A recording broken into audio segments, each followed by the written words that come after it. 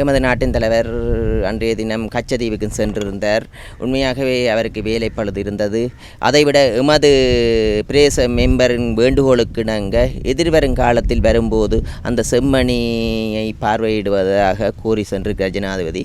வரும்போது அது நடைபெறும். பார்ப்பதை விட நீதியை பெற்றுக் கொடுப்பதே எமது இலக்கு. எம்மை பொறுத்தவரைக்கும் இந்த செம்மணி புதைகுழி என்பது இனிவரும் காலத்தில் இவ்வாறான நிகழ்வொன்று இடம்பெறாத வகையில் பார்த்து கொள்ள வேண்டியது. அதற்கு நீதியை பெற்றுக் கொடுக்க வேண்டிய அரசாங்கத்தின் பொறுப்பு. இன்று முன்னைய அரசாங்கத்தை விட இன்றைய அரசாங்கம் அதற்கு ஒளிவு மறைவில்லாமல் அதற்கான பூர்வாங்க வேலையை நிதி ஒதுக்கி பூரணமான ஒத்துழைப்பை இந்த நீதித்துறைக்கு பெற்றுக் கொடுக்கிறோம். அதனூடாக நீதித்துறையினூடாக நீதியை நிலைநாட்ட முடியும் என்று திடமான நம்பிக்கை இருக்கிறது. செம்மணியை பற்றி நாங்கள் பெரிதாக அலட்டிக்கொள்ள தேவையில்லை.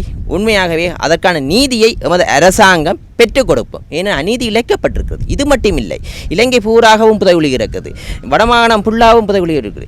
இனிமேலும் இவ்வாறான நிகழ்வு நடைபெறாத வண்ணம் இருப்பதற்கு எமது அரசாங்கம் ஆணித்தனமான செயற்பாடுகளை, பக்கச்சார்பில்லாத செயற்பாடுகளை நாங்கள் நிறைவேற்றுவோம் என்பதை கூறிக்கொள்கிறோம். உண்மையாகவே இன்று தென்பகுதியில் அதிகளவான துப்பாக்கிச்சூடு நடக்கிறது. இதே துப்பாக்கிச்சூடு வடபகுதியில் நடைபெறுமாக இருந்தால் இன்று தென்பகுதியில் இருக்கும் அரசியல்வாதிகள் இங்கே மீள யுத்தம் ஒன்று உருவாகப் போகும் என்று போலியான பிரச்சாரத்தை செய்வார்கள். எதிர்வரும் காலத்தில் மக்களுக்கான பணியை பெற்றுக் கொடுப்போம் என்று கூறிக்கொள்வோம். மக்களுக்கான நீதியை பெற்றுக் கொடுப்போம் என்று கூறிக்கொள்வோம்.